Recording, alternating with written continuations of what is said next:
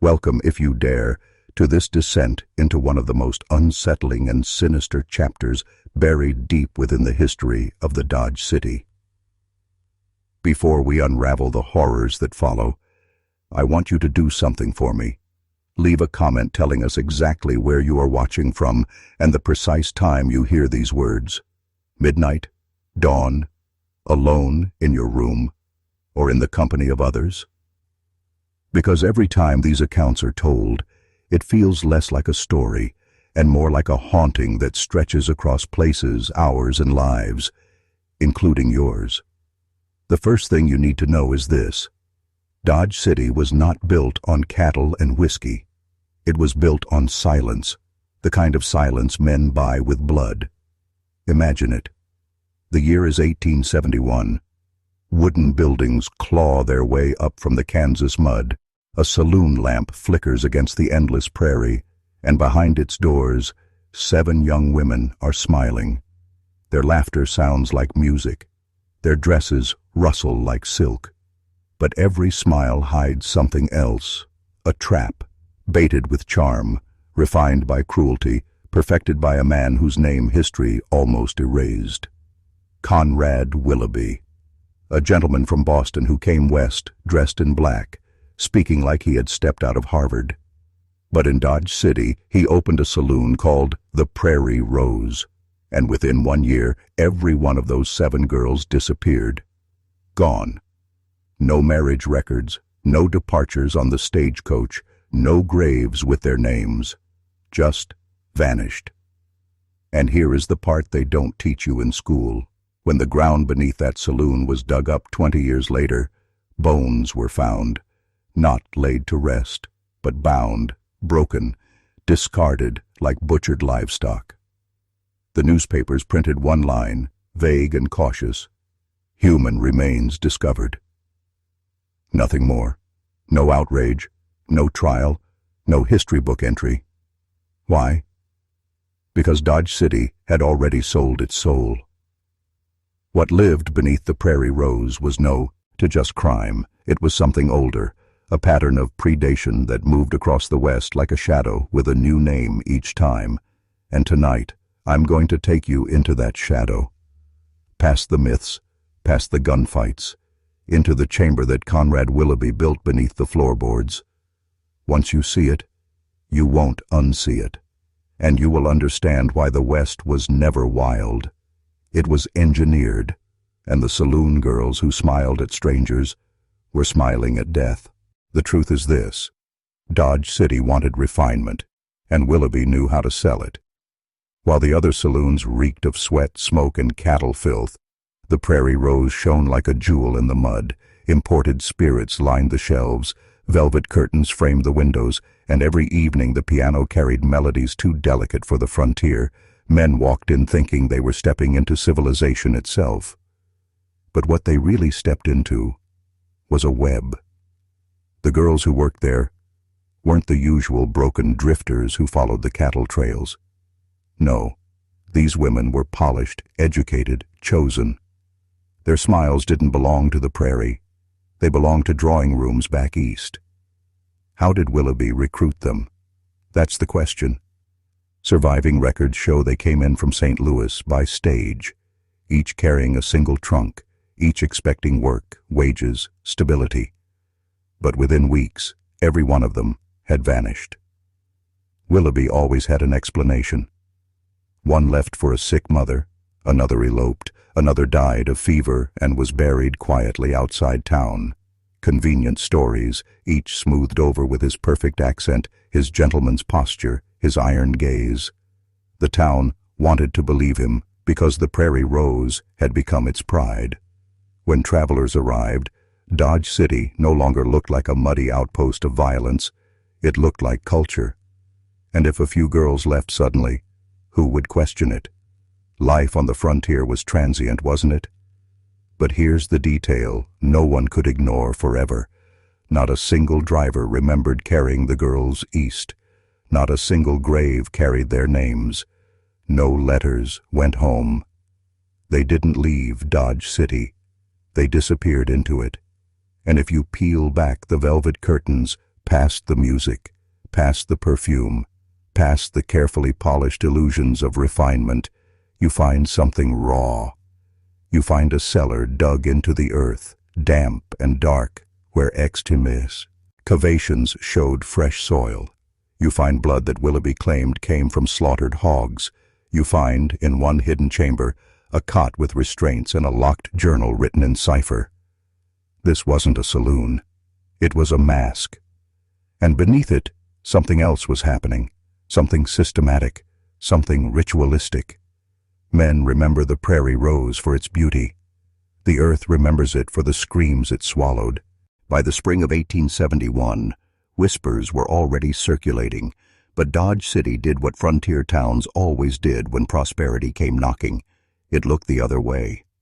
7 women gone in less than a year, each story sewn neatly into the town's fabric by Willoughby's polished lies. But when Thomas Morrison arrived from Philadelphia, searching for his sister Clara, the veneer began to crack. Clara had written home faithfully, promising wages, describing the other girls, even confessing disappointment at how different the work was from what Willoughby promised. Yet her letters stopped abruptly in January. When Thomas arrived and asked questions, no one could recall seeing Clara leave. The stage records were blank. The drivers swore she had never boarded. And still, Willoughby smiled, claiming she had eloped with a cattle baron to Colorado. But Thomas wasn't a cattle drover. He was educated, persistent, and unwilling to accept silence. He pressed harder, and the more he pressed, the more the contradictions bled through. Some patrons admitted they hadn't seen Elizabeth Kent in weeks. Others recalled how Jane Wilson was said to have died, but no burial could be found. Thomas pushed until Deputy Marshal Wyatt Earp himself agreed to accompany him beneath the saloon. And what they found wasn't a burial. It was a construction. Fresh soil, digging, a hidden chamber with iron restraints and implements no one wanted to describe. The official report later claimed nothing was found, but Earp's private journal tells another story, of unease, of suspicion, of a man in black whose explanations never quite fit. Days later, Thomas Morrison vanished too. Willoughby told the town he left after receiving a telegram about his sister's discovery in Denver, but Dodge City didn't yet have a telegraph line. The lie was obvious, and still the town did nothing, because Dodge City had begun to realize something dreadful. If Conrad Willoughby was guilty, then every man who ever drank at the Prairie Rose, every man who looked the other way, had been complicit. The saloon had become a shrine to silence, and the silence was the price of survival. Dodge City wanted to grow, to attract the railroad, to bury its mud and blood under respectability. That meant burying the girls, too. And Willoughby, with his black suit and his unreadable gaze, knew exactly how much silence a town was willing to buy. When Willoughby closed the Prairie Rose and vanished into the west just days after Morrison's disappearance, Dodge City exhaled in relief. No trial, no scandal, no reckoning. Just silence. The official record reduced it to nothing more than departures and misunderstandings. But 20 years later, when construction crews dug into the soil where the saloon once stood, silence cracked open. Beneath 8 feet of dirt, they unearthed bones. Not one, not two, but a cluster, tangled and discarded. The newspaper softened the horror into a vague line about human remains given Christian burial. But the coroner's private notes tell the unvarnished truth. 6, maybe more, all female, bound at the wrists and ankles, thrown into the earth like refuse. And then came the order. Stop digging, fill it in, bury them in a mass grave, and say no more. Why? Because Dodge City had finally made itself respectable. The cattle trails brought money, the railroad brought growth, and the town fathers knew one thing above all. Scandal destroys profit. So the truth was sealed under soil and silence. Yet the pattern didn't die with Dodge City. The same face, the same accent, the same velvet mask appeared again in Denver, Cheyenne, Deadwood, Tombstone. each time under a different name, each time with refined saloon girls who vanished one by one. A man of culture, educated, tall, always in black, always smiling with a hint of cruelty in his eyes. And each time, when questions grew too sharp, he closed up and disappeared, only to surface elsewhere, repeating the cycle. Was it one man who reinvented himself?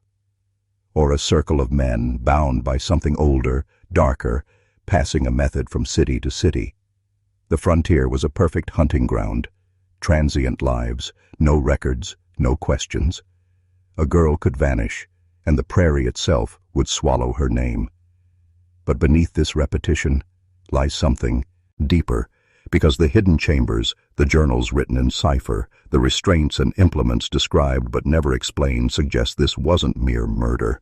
It was ritual, structured, intentional, and the silence of towns like Dodge City wasn't accidental. It was engineered.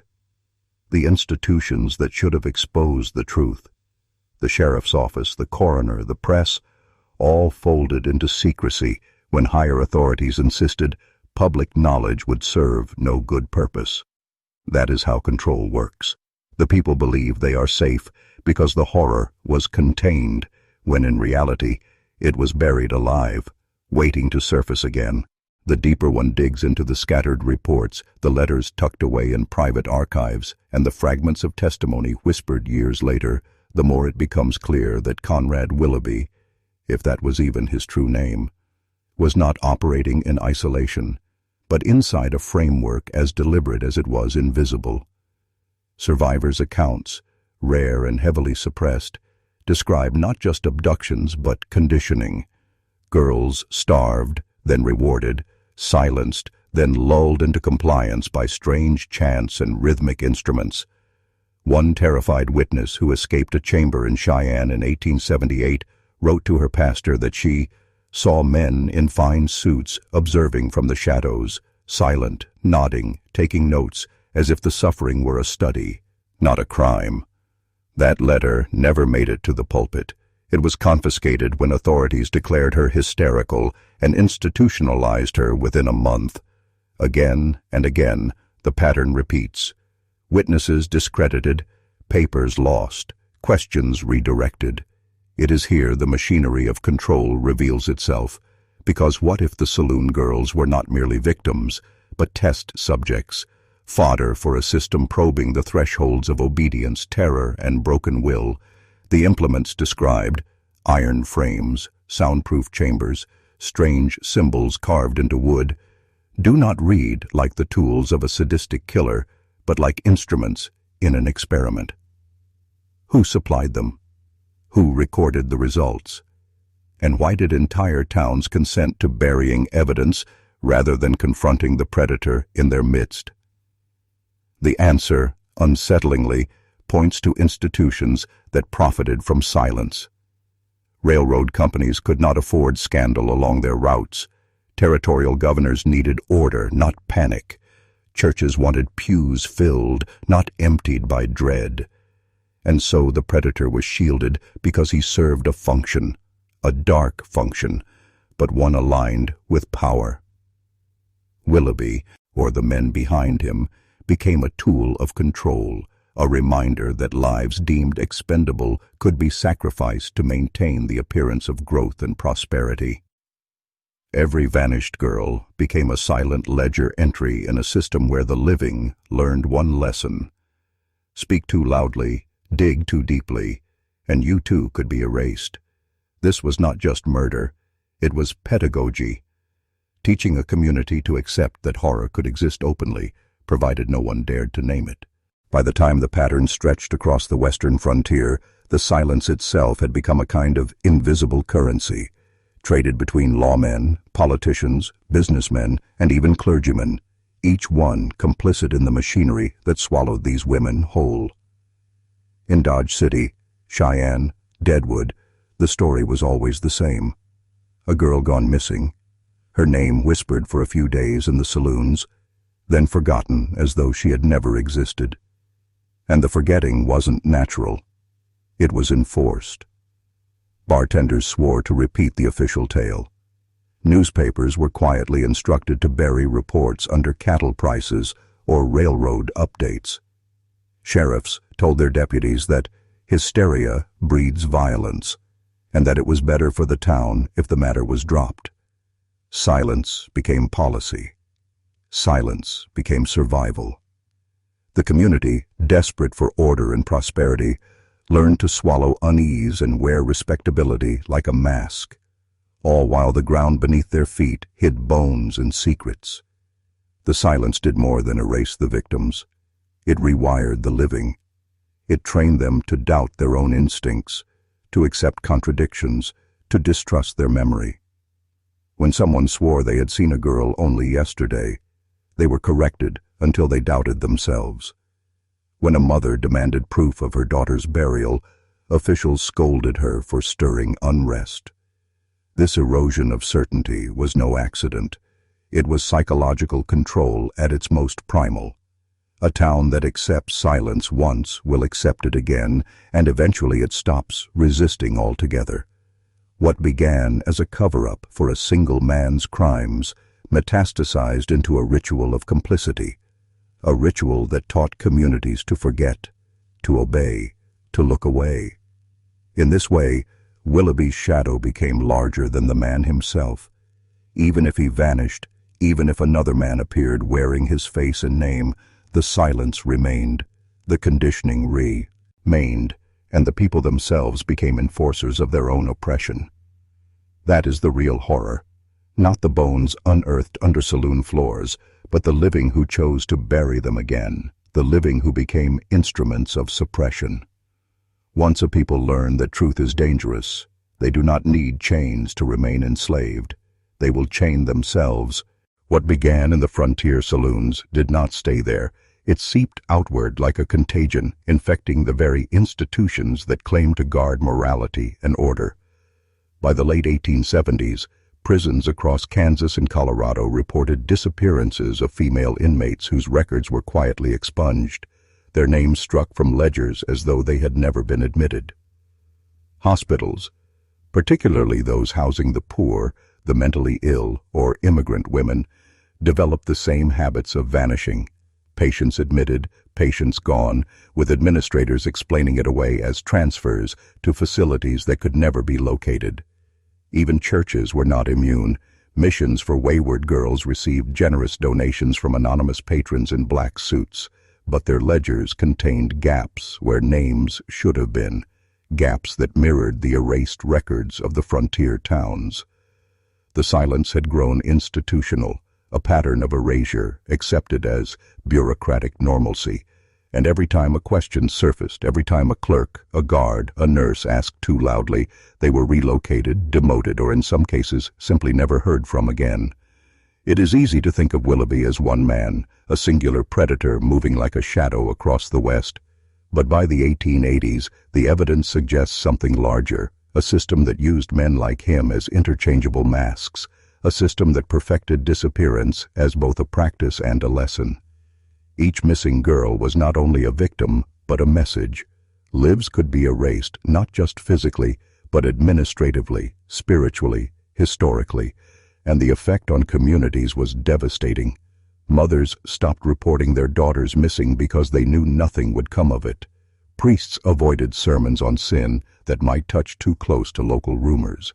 Newspapers preemptively censored themselves to avoid government pressure. Entire towns learned the rhythm of forgetting, and in doing so, they became accomplices to a darkness they could neither see nor name. What had begun as one man's private chamber of cruelty had, in less than 2 decades, evolved into a doctrine of silence that reached from the mud of Dodge City to the pulpits of respectable churches, from the back rooms of saloons to the ledgers of hospitals. The machinery of suppression no longer needed Conrad Willoughby to function. The people themselves had become its gears.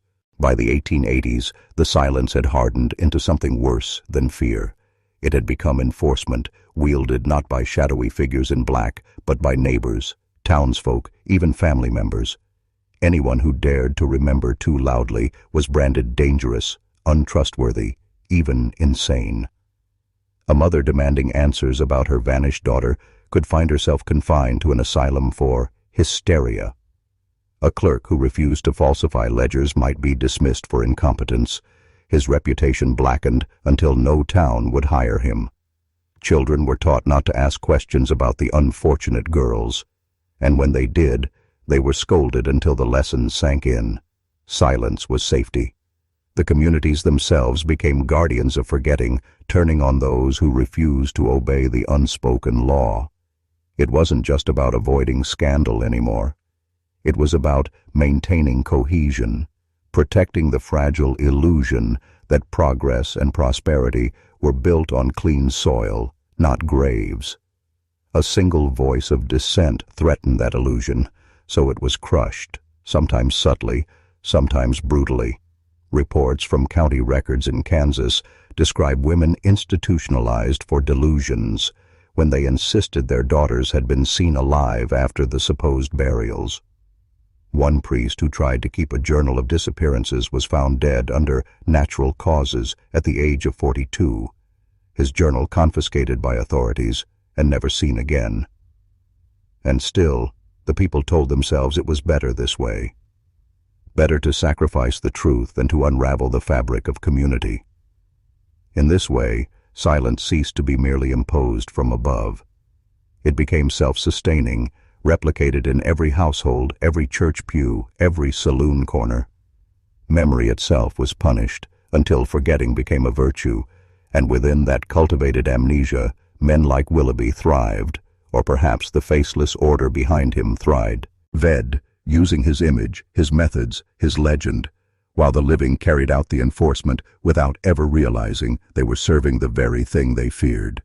This was the most effective form of control, not shackles, not threats, but a society that policed itself into blindness, convinced that silence was survival, even as silence guaranteed their destruction. By the time the 1890s arrived, Willoughby's shadow no longer required secrecy. It could walk in daylight, draped in respectability, because the culture of forgetting had made his work invisible. In Denver, a man calling himself Charles Ellington opened a boarding house for refined working girls and was praised in the local press for his generosity, though within a year 6 residents were quietly gone. In Deadwood, a tall, black-clad gentleman named Henry Voss purchased a saloon and advertised employment for widows and migrants, but the records show half his staff vanished without forwarding addresses. No one connected Ellington to Voss or Voss to Willoughby, because the silence had done its work. Communities trained not to remember did not notice repetition, and officials who did were pressured to look the other way. This was the perfection of the system. The predator didn't even need to hide, because his methods were hidden in plain sight, cloaked by the willingness of people to accept contradictions. A missing girl became an elopement, a suicide, a move to a distant city. The explanations never needed to match, because no one dared to compare them. Each alias, each new town, was another mask worn by the same face, or perhaps by many faces, each inducted into the ritual of disappearance. That uncertainty is itself a weapon. Was there truly one man haunting the West for decades, or was there a lineage, a network, each inheriting the role, the suit, the script of lies? What matters more than the answer is the effect, an endless cycle of vanishings, of girls erased, of communities complicit. And through it all, the predators grew stronger, not because of cunning alone, but because silence itself became their ally, their shield, their camouflage. A single man could be hunted, but a culture that refuses to see him makes him eternal. By the end of the century, the legend of Conrad Willoughby was less a name than a pattern, less a man than a method. And the true horror is this: when silence becomes tradition, evil no longer needs to hide in shadows. It can stand in the open, wearing a smile, offering work, pouring whiskey, and no one will dare to call it what it is. As the 19th century gave way to the 20th, the truth of Conrad Willoughby and his many masks began to dissolve into folklore, not because people suddenly remembered, but because legend proved safer than history.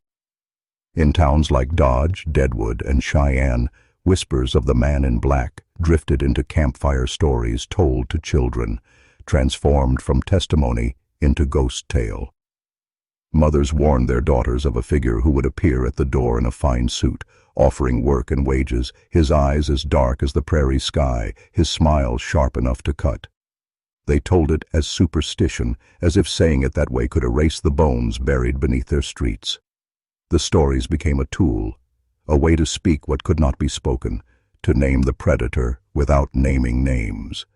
But folklore is double-edged. It blunts the memory of real crimes, wrapping them in the safety of myth, allowing communities to dismiss the past as tales meant to frighten the gullible. The newspapers encouraged this shift, publishing sensational ghost reports of women who swore they saw a tall man vanish into the shadows, or of bones rattling under the old saloon floors, mocking what survivors had once whispered in earnest. In turning fact into legend, the institutions finished the burial job. The predator was no longer a criminal. He was a phantom, a story, a superstition. And yet, those who knew better recognized the danger, because as long as he was remembered only as myth, the pattern could continue in plain sight. When another saloon opened under a new name, when another refined gentleman promised honest work to desperate women, no one thought of ledgers or disappearances or chambers beneath the floor. They thought only of campfire tales, shaking their heads with amusement at how easily people once believed in monsters. But the monster never needed to be believed in. He only needed to be forgotten. In this way, folklore did not protect the innocent. It protected the system, cloaking its crimes beneath the veil of ghost stories, so that the real machinery of disappearance could continue, unchallenged, unbroken, feeding on those who had been taught that silence, even in myth, was safer than truth. It was in the early years of the 20th century when amateur historians and folklorists began collecting frontier ghost tales that cracks first appeared in the carefully maintained veil. Men like Frank G. Harmon, a schoolteacher turned local chronicler in Kansas, went looking for the colorful legends of the Old West. But what he found unsettled him. Time and again, in town after town, he encountered the same story. A tall man in black, a saloon where girls vanished, a cellar with chains, a silence that followed. Harmon at first assumed it was nothing more than a traveling folk tale like Paul Bunyan or Pecos Bill, a myth invented to entertain. But when he asked old lawmen, he noticed their eyes harden, their mouths snap shut. Some walked away without a word. Others muttered that he'd do well not to stir old dirt. The more he pressed, the more he uncovered fragments that did not belong to myth at all. Missing person notices with names scratched out, death certificates with no bodies, coroner's ledgers with pages torn clean away. In one forgotten archive, he found a journal attributed to Deputy Marshal Wyatt Earp, its pages brittle, its entries brief and cryptic. But one line leapt out. The chamber beneath Prairie Rose was no saloon cellar. Harmon never published those words. Within a year of his discovery, his manuscript was seized in a raid under the pretext of sedition, and he was dismissed from his teaching post. Officially, he left Kansas for California to start over, but no one who knew him ever saw him again. Others met similar fates. A folklorist from Colorado who recorded testimony of an escaped saloon girl was discredited and institutionalized. A journalist in Nebraska who tried to run a story on the buried bones was found drowned in a stock tank, his notes missing. Again and again, those who tried to move the tale from folklore back into fact were erased, as if the story itself was forbidden knowledge, a door barred by invisible hands. And so the legend persisted, but only as a legend, the one safe way to speak it aloud. The truth remained trapped in fragments, in private letters, in journals that disappeared into locked vaults. What these early investigators stumbled upon was not simply a hidden crime, but the existence of a machinery so vast and so patient that it had the power to decide what could be remembered and what must be buried. By the second decade of the 20th century, the machinery of suppression had grown too large to be dismissed as local corruption or frontier lawlessness. It had fused with the institutions that claimed to bring order to the nation. The railroads, desperate to protect their image as engines of prosperity, pressured newspapers along their routes not to publish stories of vanished women, lest investors and passengers see danger where there was supposed to be progress. State and federal law enforcement, newly consolidating their power, treated anyone pursuing the legend of the man in black as a nuisance or a threat, quietly confiscating records under the pretext of maintaining order. Census reports from the 1880s and 1890s were mysteriously altered, with entire names omitted, whole households erased, as though families who had once had daughters no longer did. Even the new institutions of science lent their hand. Criminologists studying the psychology of hysteria often used case files of women who insisted they had escaped Willoughby's chambers, not as evidence of crimes, but as examples of female delusion. In this way, the testimony of survivors was rebranded as pathology, their memories filed not in criminal ledgers, but in medical journals diagnosing them as unstable. The machinery did not merely bury the truth, it rewrote it, reshaping memory into madness, erasure into progress, silence into respectability. And behind this institutional lattice, the figure of Willoughby multiplied. Reports from Chicago, St. Louis, even New York describe men in fine suits luring working girls into employment agencies that vanished overnight, their offices stripped bare before authorities could intervene. Was it still the same man, impossibly unchanged, moving through the decades without aging? Or had the legend itself become a mask adopted by many, a ritual handed down, each successor inheriting the name, the methods, the black suit? The distinction hardly mattered. What mattered was that the institutions had ensured the story could never solidify into evidence, never coalesce into history. What remained was only folklore and rumor, which could always be laughed away. And in that laughter, in that cultivated disbelief, the predator thrived. By now, Willoughby was no longer simply a man, if he ever had been. He was a system, a collaboration between shadow and structure, between those who hunted and those who erased the hunt. And the more the machinery expanded, the safer he became, because the horror was no longer hidden in basements alone. It was buried inside the very bones of the nation.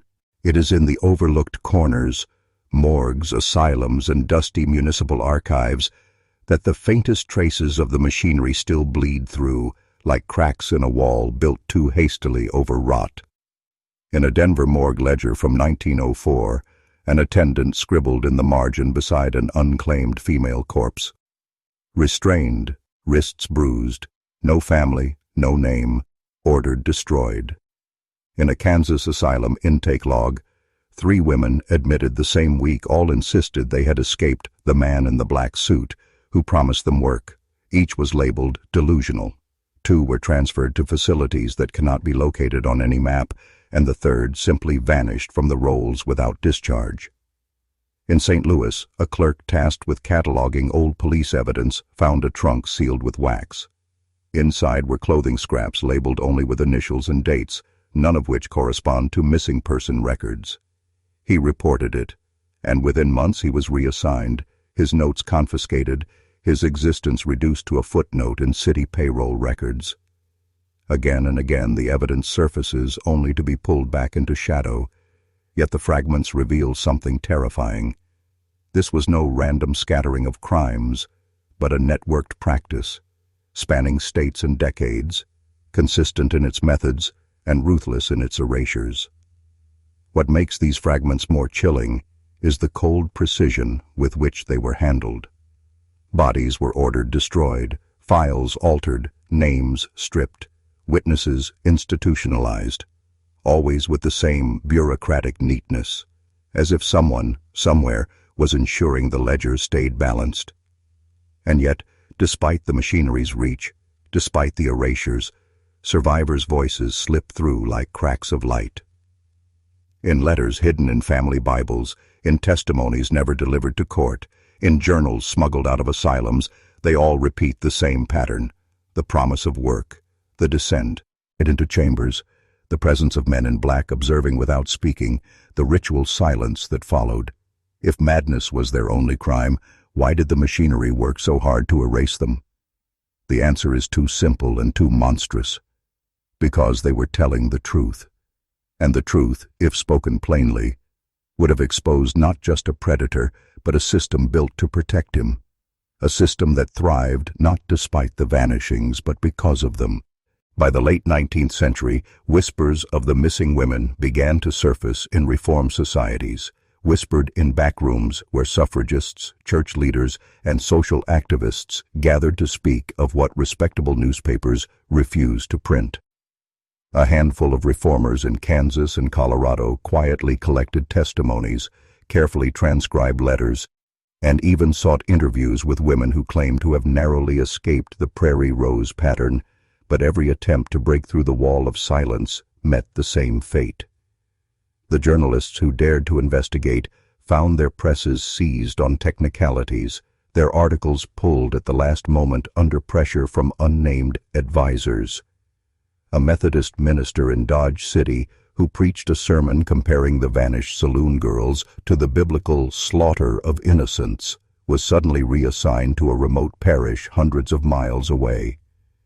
An activist in St. Louis who circulated pamphlets warning of a network preying on working-class women was arrested on charges of obscenity, not for her words, but for daring to print details about unseemly matters that authorities declared unfit for public consumption. The effect was suffocating. Every avenue of truth closed, every attempt to drag the darkness into daylight sealed by the very institutions that claim to protect morality. Yet this suffocation itself became a revelation. Reformers began to realize they weren't fighting a string of isolated tragedies, but an entrenched system that bled into the judiciary, the church, the press, and politics. And still, the stories trickled on. A woman in Cheyenne whispering of a cellar where the walls bled when touched. A Deadwood widow insisting her sister had been collected for something she could never explain. A Tombstone girl who swore she saw the same refined man with the same mustache, the same smile, appear in different towns under different names. Each of these stories should have been enough to trigger outrage, but instead they vanished into silence, as if the town itself had made a pact to forget. The lesson was unmistakable. The machinery of erasure was not just about hiding crimes. It was about training society itself to collude, to look away, to accept that certain disappearances were not meant to be questioned. That collusion is the real horror. Not just that women vanished, but that everyone who knew quietly agreed it was safer to pretend they hadn't. The silence did not remain confined to officials and institutions. It seeped into families, staining generations with an unspoken rule. You do not ask, you do not remember, you do not speak of those who vanish. In Dodge City, Clara Morrison's family received no closure, only a gnawing absence that echoed through every conversation left unfinished. Letters stopped coming, but so did answers, and soon her name became a ghostly weight that older relatives avoided for fear of passing the curse to their children. Across other towns, the pattern repeated. A sister who vanished while working at a saloon, a cousin who disappeared on her way west, an aunt whose trunk arrived, but whose body never did. Families learned to fold the absences into silence, to cover the wound with a shroud of shame, as if speaking of it invited danger to their door. This was how the machinery of control extended its reach, not by threatening every household directly, but by planting the idea that to ask questions was to invite ruin, and to carry grief openly was to mark yourself for disappearance as well. The result was generational complicity. Children raised never hearing the names of their lost aunts, mothers carrying unspoken guilt, fathers choosing stoic silence over confrontation. And through that silence, the system thrived, because what is erased in one generation is forgotten in the next. By the turn of the century, many families in Kansas, Colorado, and beyond no longer remembered the names of those who had vanished. They remembered only vague warnings, whispered at night. Don't walk alone. Don't take work from strangers. Don't ask questions when someone leaves without goodbye. Such warnings, stripped of context, became little more than folklore, passed down without explanation. And in that transformation, the original crimes were buried deeper. The true horror was not just the loss of he-women, but the loss of memory itself, engineered by fear until the silence became tradition. What better way to ensure no one ever pulls at the thread of truth than to convince entire families that forgetting is survival? This was the deeper corruption, not only bodies buried in secret graves, but the deliberate burial of memory, turning history itself into a weapon against those who might dare to remember. As the silence hardened into habit, the missing women were not remembered as daughters, sisters, or wives, but as shadows wrapped in folklore, their humanity reduced to fragments carried by rumor. A child in Dodge City might hear that a woman's laughter still echoed by the riverbank where she was last seen, while in Wichita, men spoke of a lady in white, who appeared on stormy nights, searching for the wagon she never boarded. In the Colorado foothills, families warned travelers not to accept food or drink from strangers, a superstition rooted in the whispers of vanished saloon girls who were last seen in the company of charming but unnamed men. These stories, stripped of names and dates, grew like weeds around the absences, reshaping tragedy into myth until even the families of the lost could no longer tell where truth ended and tale began. The horror was that the truth was not lost by accident.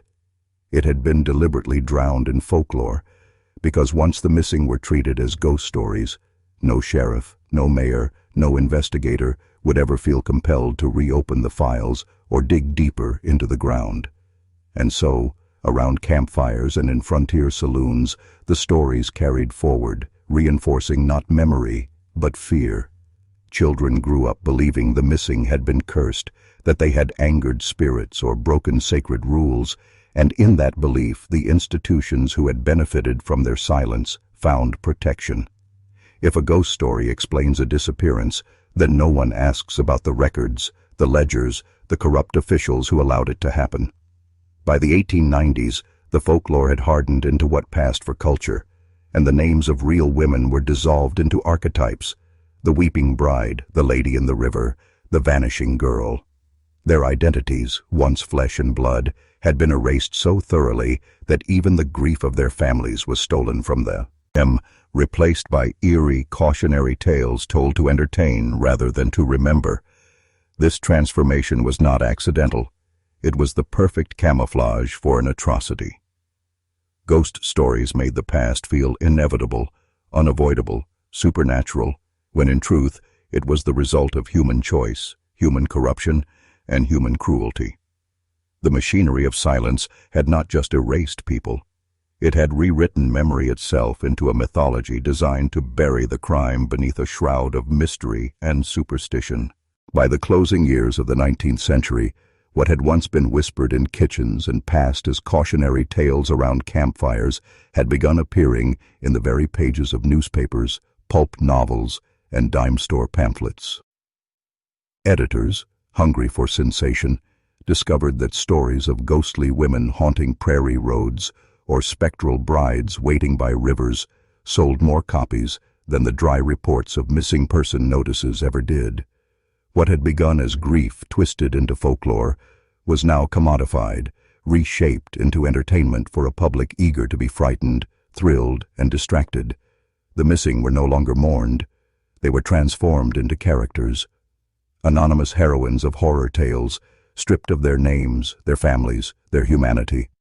The headlines never mentioned Clara Morrison, or the others whose names had once been inked into family Bibles.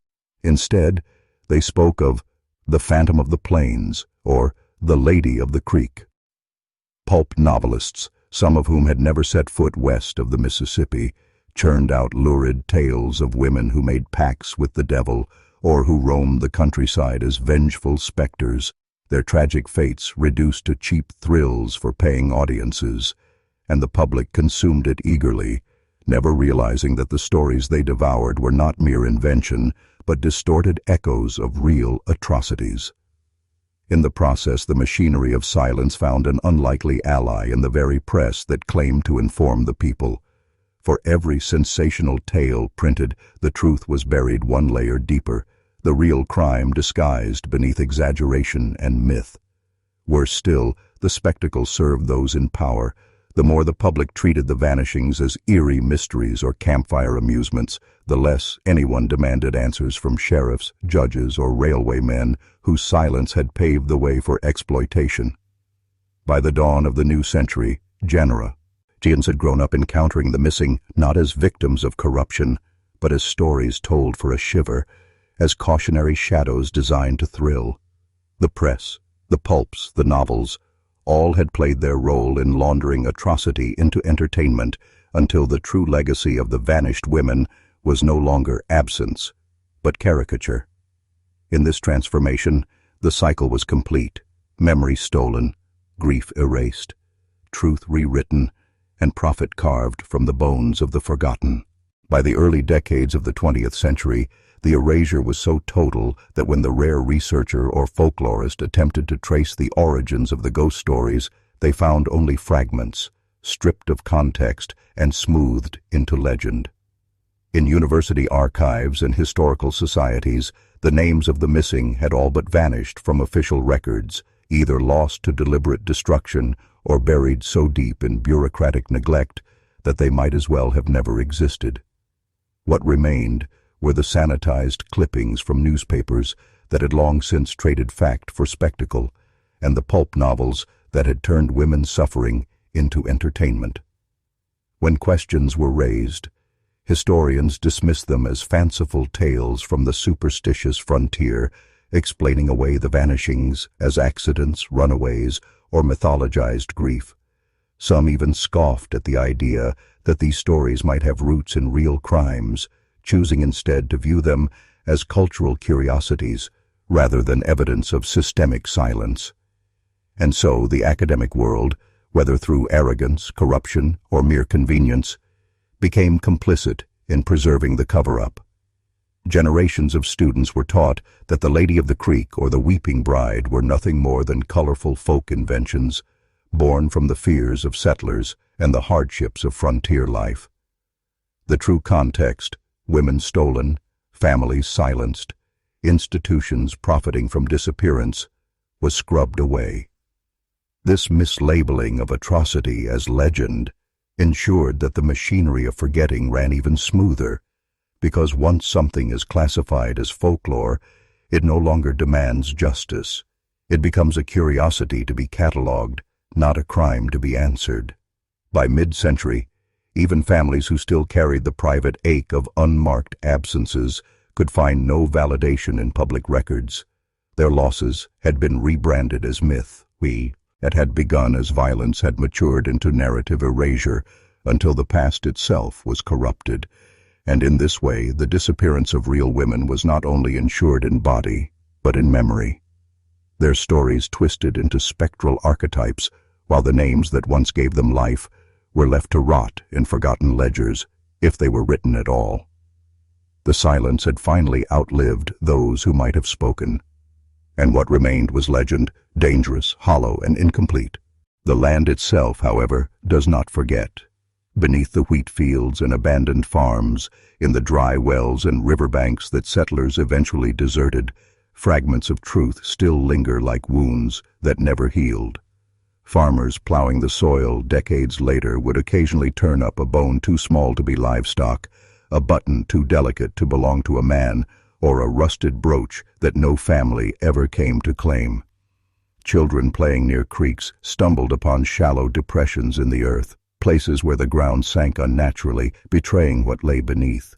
Local whispers spoke of wells sealed too quickly, cellars bricked over without reason, patches of prairie where nothing grew despite decades of rain and sun. These scars in the earth were the only memorials left to the missing, silent evidence that the folklore had been built on more than imagination.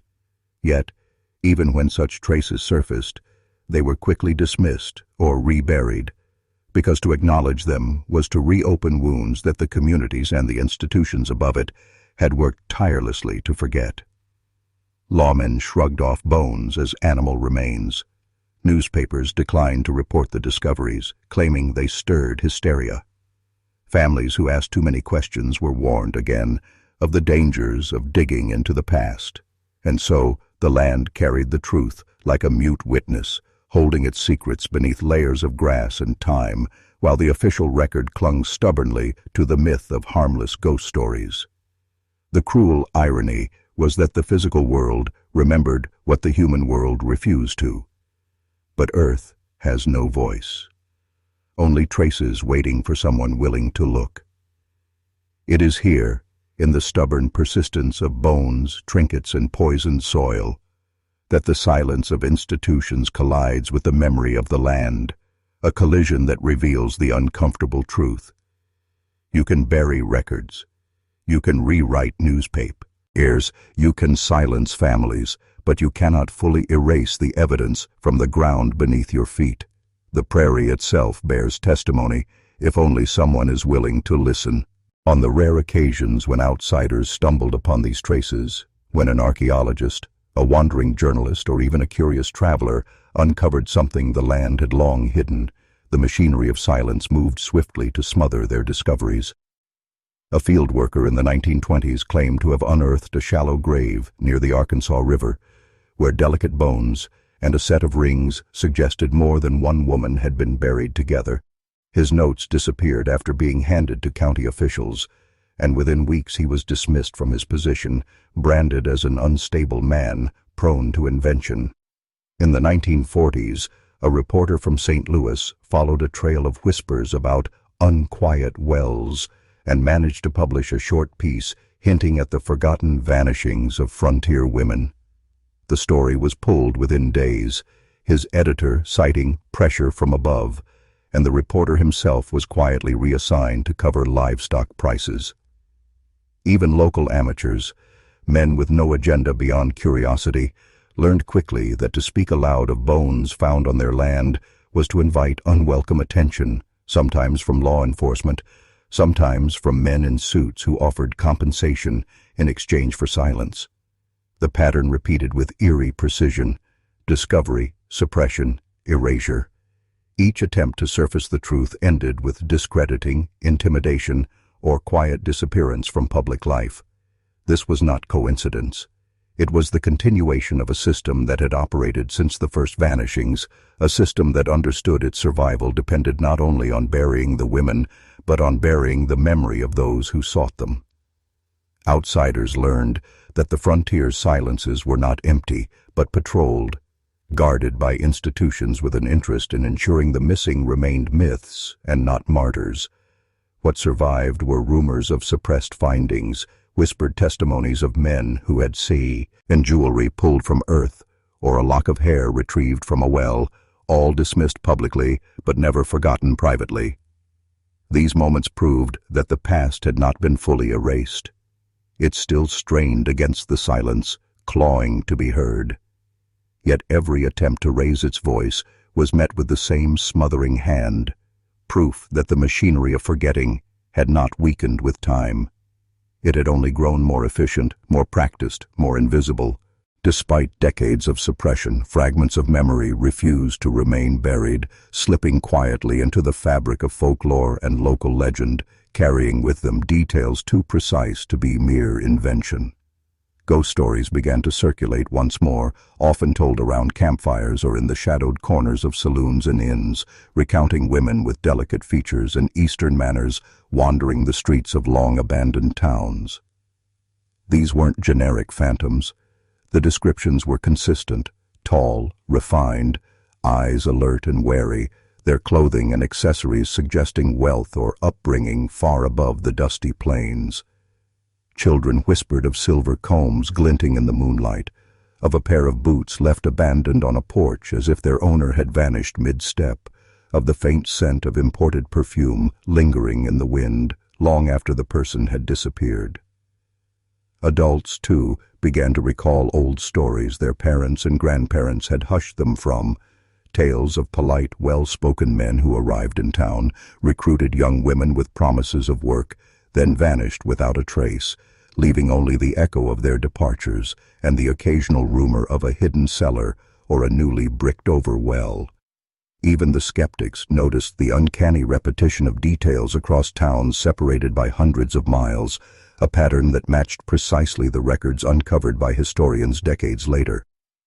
Dodge City, Cheyenne, Denver, Deadwood, Tombstone, all sites of similar disappearances, all linked by the same archetype of refined, dangerous proprietors and the women who vanished under their care. Folklore had become a clandestine vessel for truth, carrying fragments across generations, coded in metaphor and legend, waiting for someone perceptive enough to decode it. And in those fragments, the machinery of forgetting revealed itself not as absolute, but as strained, a system powerful, yes, but imperfect. These stories, whispered and retold, were proof that even as institutions conspired to erase, memory had a stubborn, almost sentient quality. It found ways to survive, to hint, to warn. For anyone attuned to the patterns, the tales were not entertainment, but warning. Signals from a past that refused to be silenced, urging the listener to see beyond the surface and recognize the same dangerous cycles still operating unseen but persistent. By the mid-20th century, those fragments of folklore began to catch the attention of a new breed of observers, serious researchers, historians, and even paranormal investigators who refused to dismiss them as mere superstition.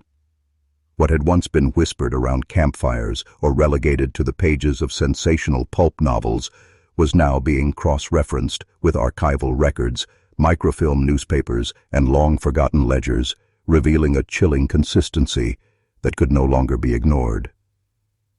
Scholars like Rebecca Harmon painstakingly traced the arrivals and disappearances of young women in Dodge City, Denver, and Cheyenne, noting that each story of the Lady in White or the Vanishing Girl bore striking resemblance to official documents, names, dates, and itineraries lined up with almost surgical precision. Paranormal investigators, drawn to the spectral accounts of faint perfumes in empty saloons or shadows moving against moonlight, reported experiences that defied casual explanation, while local historians, digging through courthouse archives, uncovered bricked-over cellars, filled wells, and traces of human remains dismissed for decades as trivial anomalies. The convergence of folklore, archival evidence, and personal testimony began to form a mosaic too coherent to ignore, a pattern of exploitation, disappearance, and institutional complicity stretching across the American frontier. And yet, even as the evidence mounted, resistance persisted. Reports were often downplayed, funding denied, and publications quietly suppressed, as if the old machinery of forgetting had evolved to meet the modern age. But the tide was shifting. The ghosts of Dodge City and its sister towns could no longer be relegated solely to legend. Researchers who pieced together the facts began to recognize the horrifying scale of the operation, the deliberate repetition of methods, and the similarity of proprietors. All tall, well-spoken men with a polished exterior, recruiting refined young women and vanishing before accountability could catch them. What had survived in whispered warnings and campfire tales was now being validated by evidence, and the boundary between myth and reality began to collapse. Those willing to follow the trail could finally glimpse the machinery of corruption in its full design, a system that had claimed lives, erased memory, manipulated perception, and turned tragedy into folklore, all to protect itself. The men behind these disappearances were not brute criminals or mindless opportunists. They were meticulous architects of control, masters of charm and psychological manipulation, operating with a precision that transformed a frontier town into their personal stage. Each proprietor, whether Willoughby in Dodge City, Wellington in Denver, or Worthington in Deadwood, shared a similar pattern. Tall, impeccably dressed, educated, and speaking with the accent and manners of the East, they exuded authority and cultivated trust, making their saloons appear not as dens of vice, but as sanctuaries of refinement.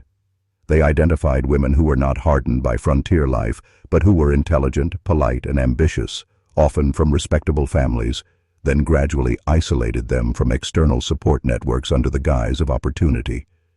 Their methods were subtle, almost surgical. Small favors, private conversations that ingratiated themselves as mentors, a steady rhythm of praise, and minor admonishment that instilled both gratitude and fear, creating dependence without overt coercion.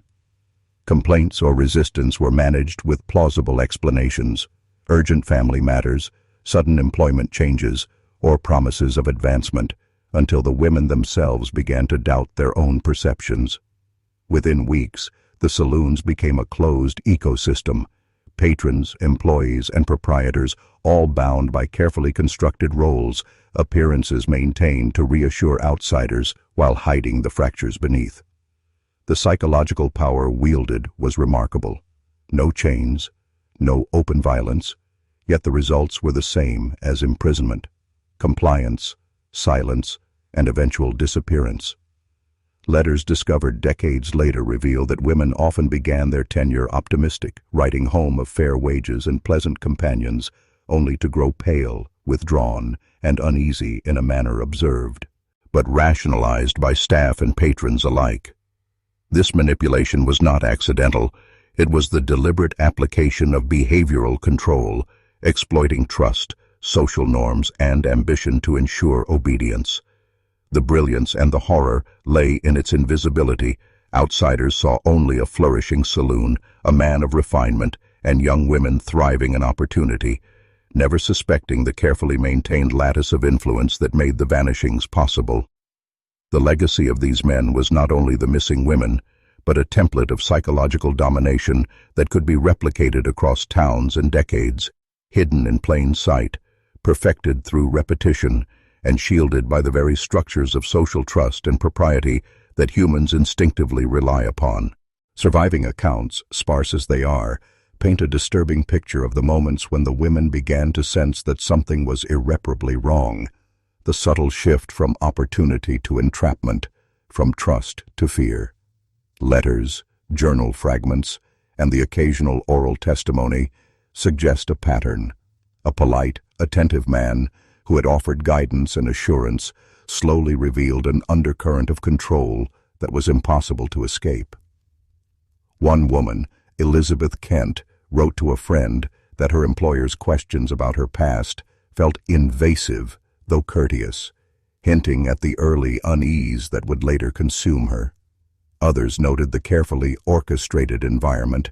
The saloon was open to outsiders, cheerful and orderly, yet beneath the surface, private conversations and after-hours routines isolated the women from any contact with the outside world.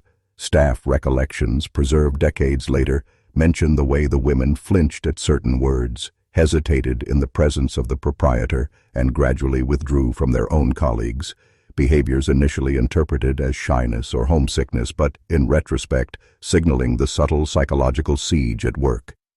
Patrons reported smiles that didn't reach the eyes, laughter that carried an undertone of tension, and a growing pall over the formerly vibrant employees.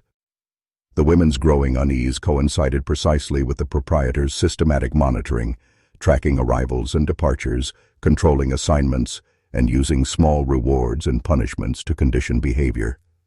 By the time the disappearances occurred, the women were not merely vulnerable. They had been carefully prepared for it, psychologically isolated, and conditioned to comply. What is most chilling is that the very environment designed to appear safe, a saloon bustling with music, conversation, and apparent civility, functioned as the trap itself, a space where external scrutiny was deflected, where fear was normalized, and where the machinery of erasure could operate without interruption. These fragments, these fleeting testimonies, reveal a cruel calculus. The women were never entirely unaware, yet their realization came too late. their resistance carefully undermined, and the mechanisms of disappearance, the private cellars, hidden passages, and bricked-over chambers, lay ready beneath a veneer of elegance. The tension between awareness and inevitability is what gives the story its horror, the slow, insidious knowledge that once entangled, escape was no longer an option. When we step back and examine the disappearances across Dodge City, Denver, Cheyenne, Deadwood, and Tombstone, a broader pattern emerges, one that suggests something far more organized than the actions of isolated, rogue proprietors. Each case follows the same deliberate template.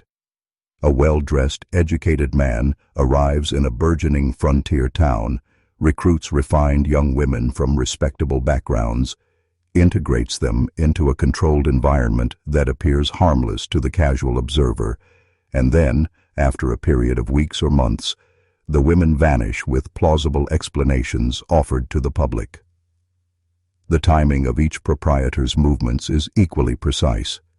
Establishments close abruptly just as inquiries arise, only for a new saloon to open under a different name in another town, with the cycle repeating almost mechanically.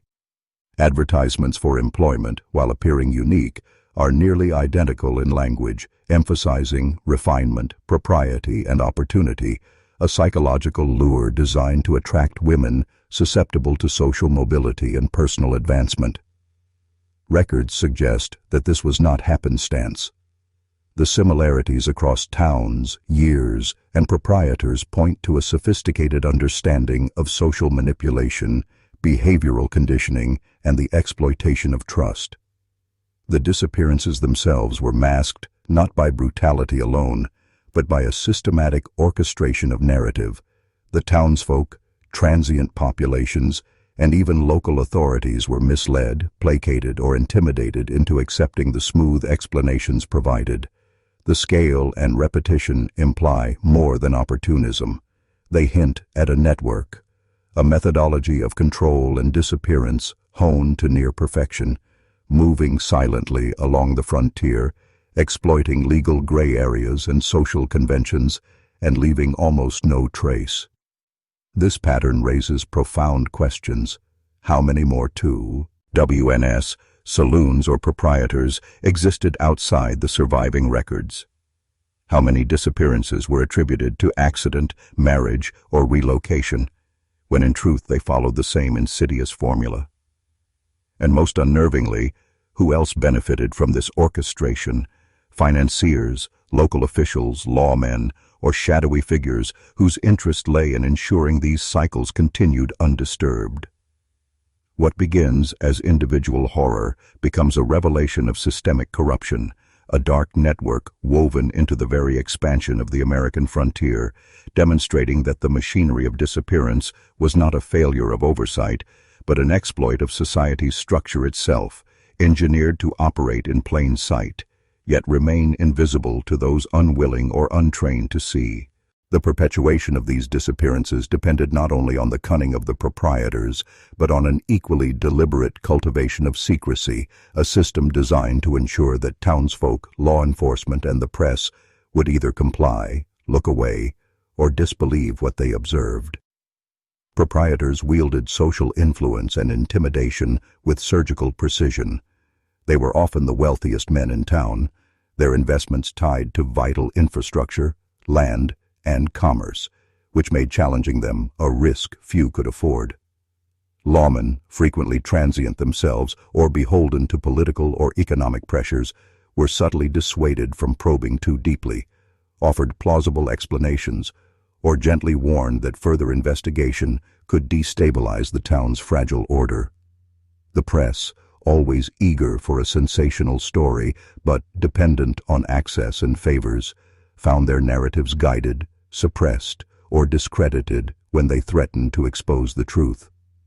Locals, already attuned to the precariousness of frontier life, were conditioned by social norms and subtle threats to accept the explanations provided, letters sent home, rumors of marriage or sudden relocations, and avoid digging further. Even casual witnesses were rarely taken seriously. Anyone who pressed questions risked social ostracization, economic reprisal, or personal danger, a quiet intimidation that functioned as psychological reinforcement. The machinery of secrecy was thus systemic, operating at multiple levels simultaneously: economic leverage, social conditioning, official complicity, and media control formed an interlocking network that ensured disappearances could continue unchallenged.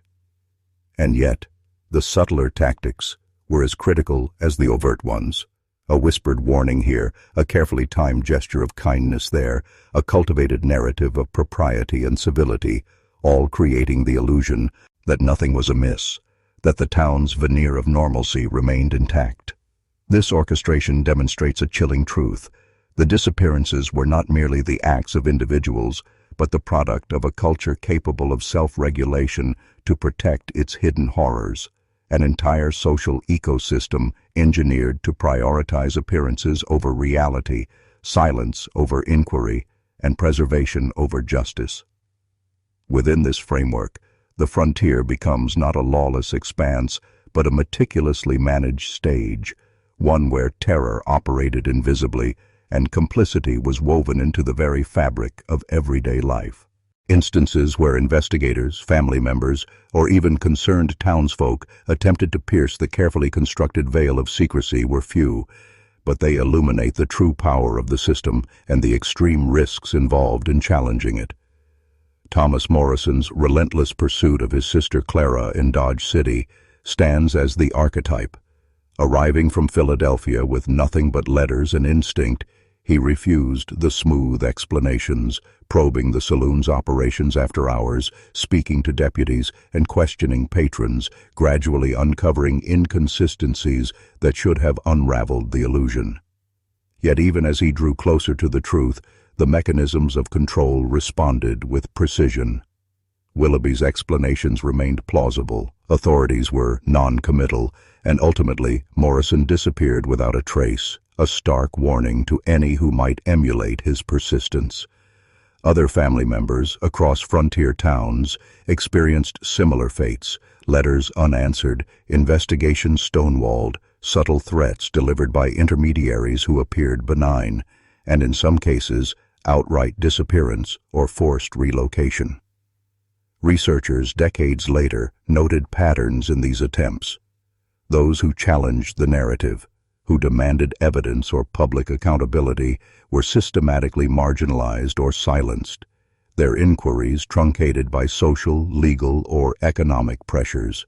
Even those with institutional authority, sheriffs, deputies, coroners, were constrained by incomplete records, fires that conveniently destroyed evidence, and higher powers allegedly consulting to maintain public order at the expense of truth. The effect was a psychological siege, not unlike that experienced by the women themselves. Hope and determination systematically eroded by invisible yet omnipresent forces, until persistence felt futile and retreat became survival. These episodes reveal that the network sustaining the disappearances was not limited to physical concealment.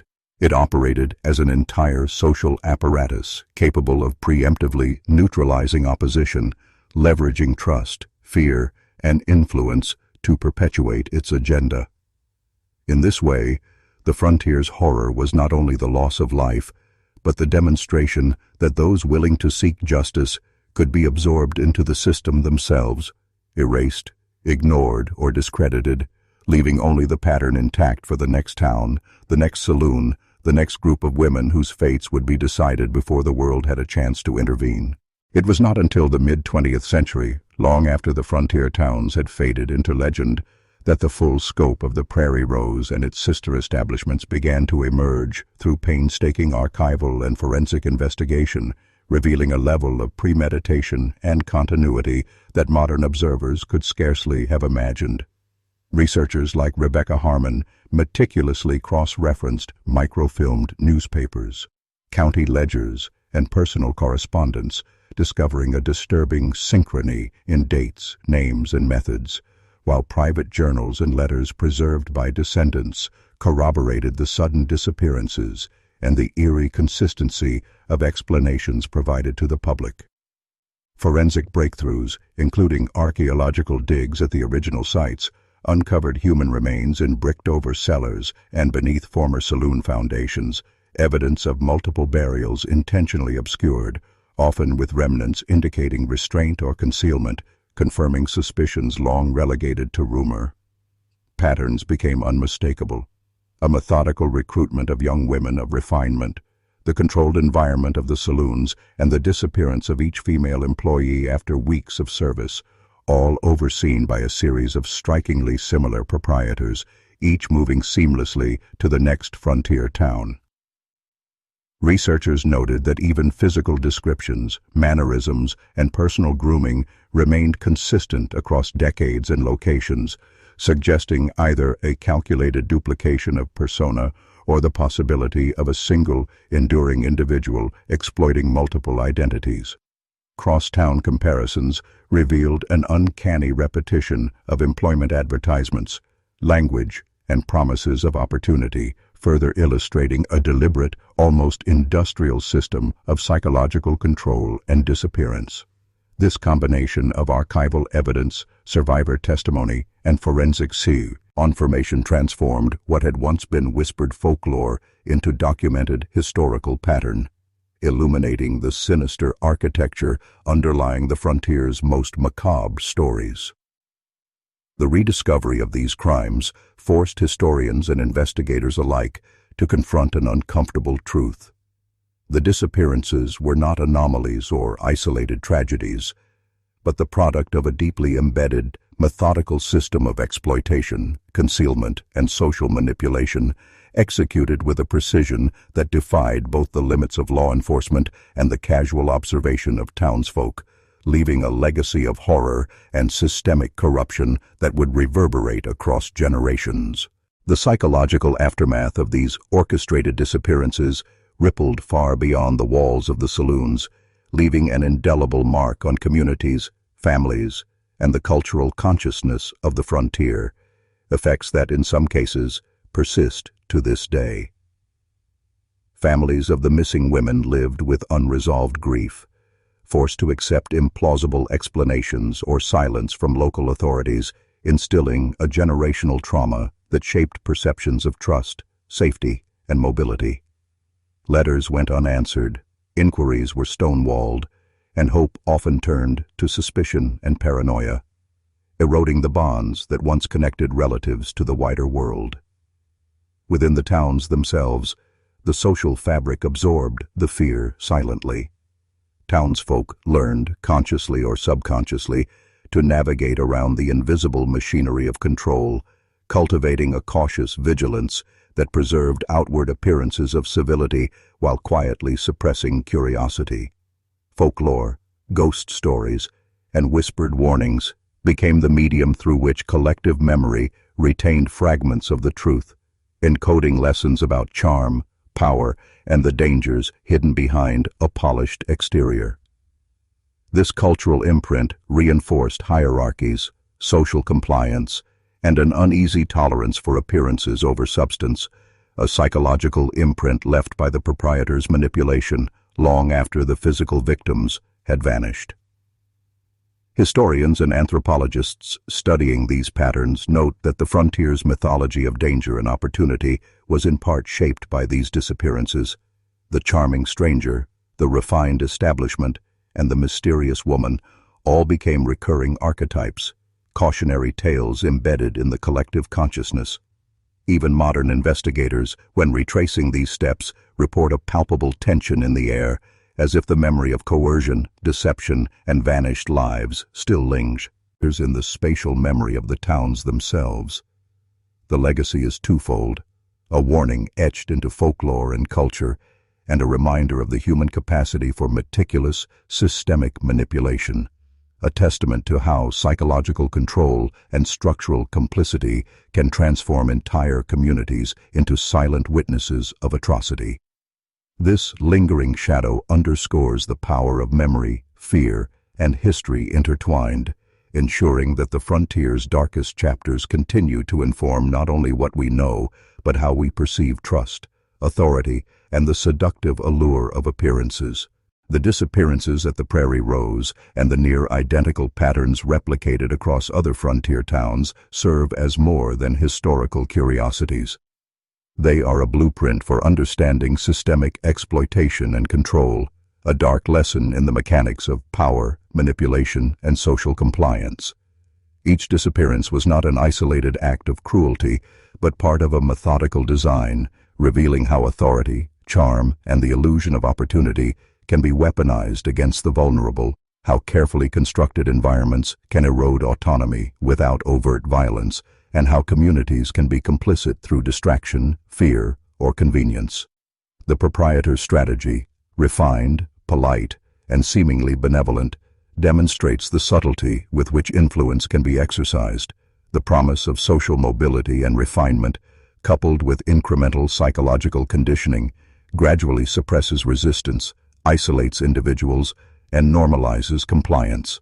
On a broader scale, the pattern illustrates how systems, when reinforced by societal structures, economic dependencies, and social expectations, can perpetuate harm while remaining invisible to casual scrutiny.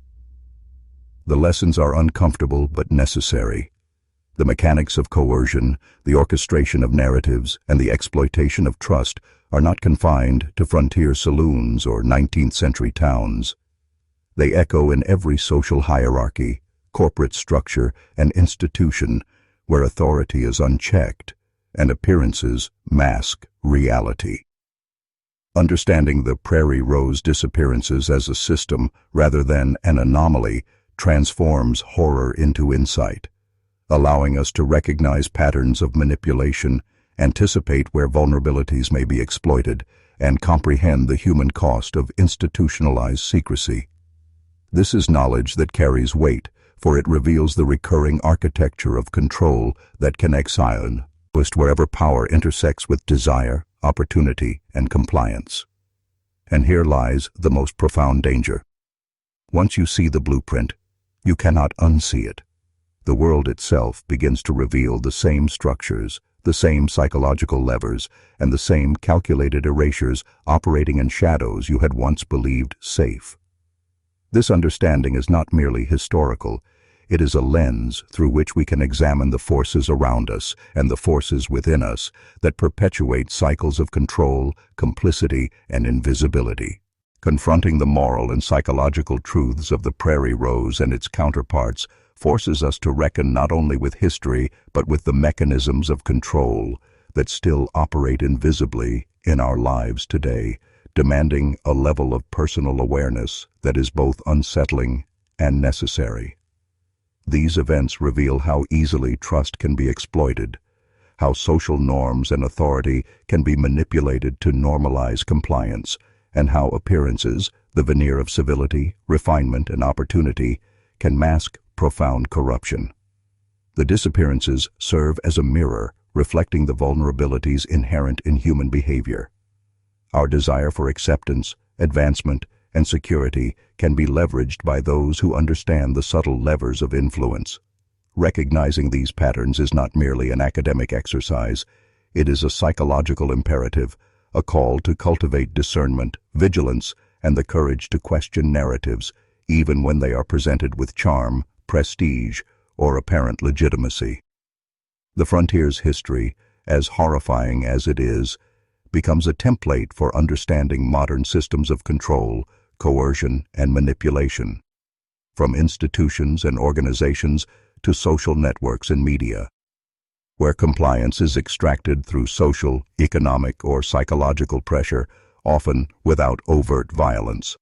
By studying the deliberate erasure, the orchestration of perception, and the normalization of silence in these historic cases, we awaken to the same dynamics playing out around us in contemporary contexts, empowering ourselves to resist, to observe, and to act with discernment.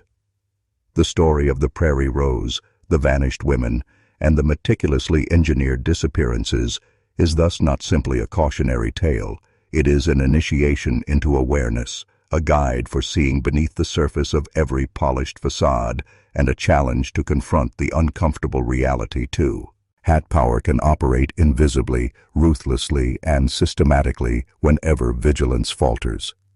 Once this knowledge is internalized, one begins to navigate the world with a sharpened perception, understanding that the machinery of control does not always announce itself with violence.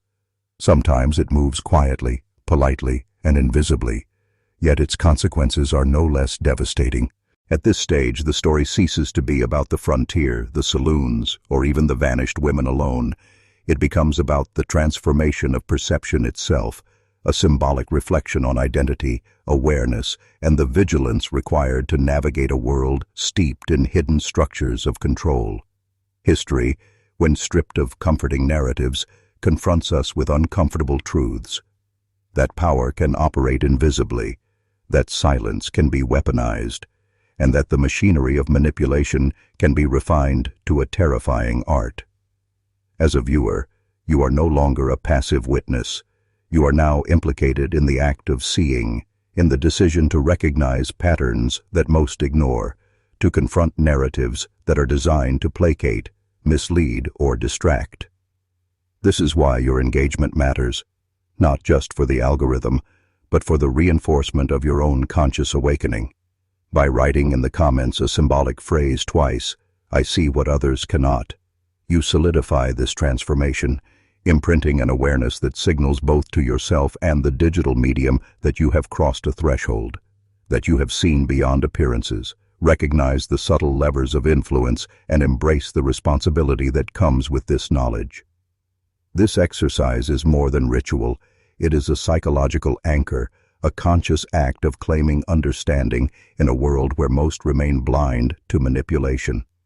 It is a moment to internalize the lessons of the prairie rose, to see how seemingly isolated events reveal enduring principles of control, coercion, and societal complicity, and to carry forward the insight that vigilance is not optional. It is survival.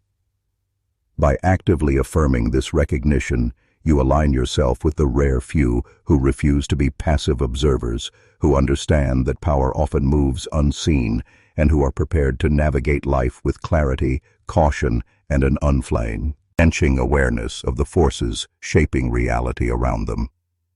This is the threshold between ignorance and comprehension, between history observed and history understood, and it is one you now stand upon. And now, we arrive at the culmination of this journey, where the echoes of the prairie rose and its sister saloons converge into a single, unsettling truth. History is not merely a series of events, but a map of human behavior, power, and consequence, and those who dare to see beneath the surface confront both revelation and unease.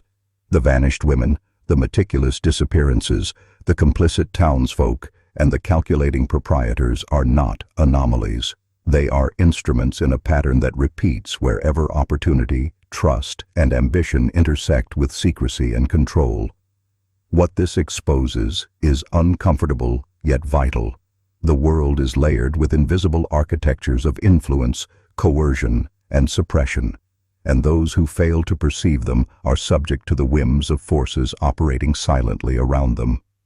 The frontier, in all its lawlessness and legend, becomes a prism through which we can view the enduring mechanics of manipulation, revealing how charm, authority, and narrative can be weaponized to bend perception, erase dissent, and conceal atrocity. By tracing these threads, understanding the orchestration of disappearance, and recognizing the systemic patterns, you gain access to a form of knowledge that is rare, dangerous,